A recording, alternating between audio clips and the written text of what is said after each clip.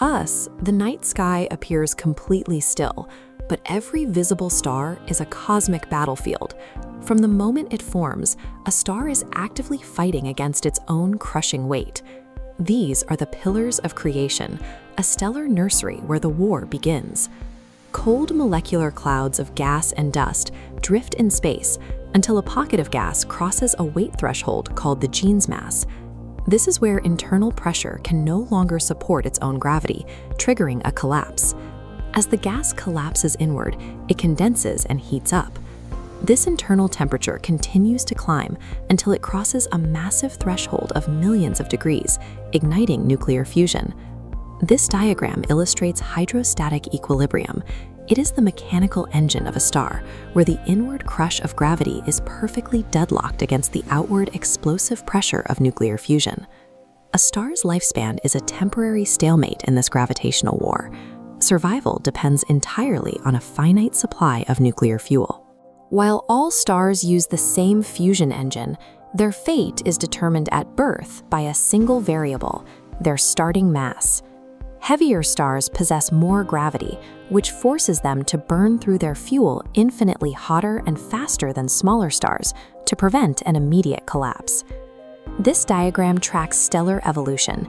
Stars below 8 solar masses follow a predictable route, while titans above 8 face a violent path. Tracing both paths to their ends reveals the extreme objects left behind when hydrostatic equilibrium fails. We begin with the low to medium mass path, using our Sun as the baseline example. Currently, the Sun is operating stably on the main sequence. This chart tracks what happens when hydrogen fuel is exhausted. The core contracts and heats up, causing the outer layers of the star to swell massively and move up this curve to become a red giant. Next comes the helium flash, a sudden ignition of helium in the compressed core. This burst of fusion temporarily restabilizes the star on the section of the chart known as the horizontal branch.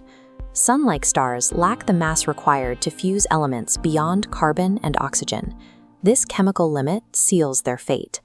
This image of the Ring Nebula shows what happens next. The dying star sheds its outer layers entirely, creating a glowing shell of expanding gas known as a planetary nebula. The final remnant left in the center is a white dwarf. It is an Earth-sized core held up by electron degeneracy pressure. This is a quantum rule that prevents electrons from being forced into the same state, providing the final barrier against gravity. For stars like our Sun, death is a slow, quiet fade into a cooling ember over billions of years. Pivot to the high mass path, where gravity is intense. Stars larger than 8 solar masses burn through their fuel at a furious, accelerated rate. When these titans run out of helium, their gravity forces the fusion of progressively heavier elements: carbon, neon, oxygen, and silicon. This diagram shows the internal structure of these supergiants. They develop an onion-like series of concentric burning shells, building toward the center. The process reaches a fatal limit when the core reaches iron. Fusing iron absorbs energy rather than producing it, instantly shattering hydrostatic equilibrium. With outward pressure gone, gravity wins in a fraction of a second. The core is crushed, rebounding into a cataclysmic core collapse supernova. This artist depiction of the Cygnus X1 system shows the extreme remnants left behind. The core is crushed into a hyperdense neutron star, or, if massive enough, collapses into a black hole. A massive star's high-energy life concludes with a destructive death, leaving behind the most extreme objects known to physics. Pulling back from individual stars reveals that these remnants act as the feedstock for a larger galactic cycle. This diagram illustrates the star-gas-star cycle. Supernovae and planetary nebulae blast newly forged heavy elements back into the void. These ejected elements spread out and cool down, eventually compressing to seed the next generation of molecular clouds. The calcium in our bones and the iron in our blood were forged in the cores of these dying stars.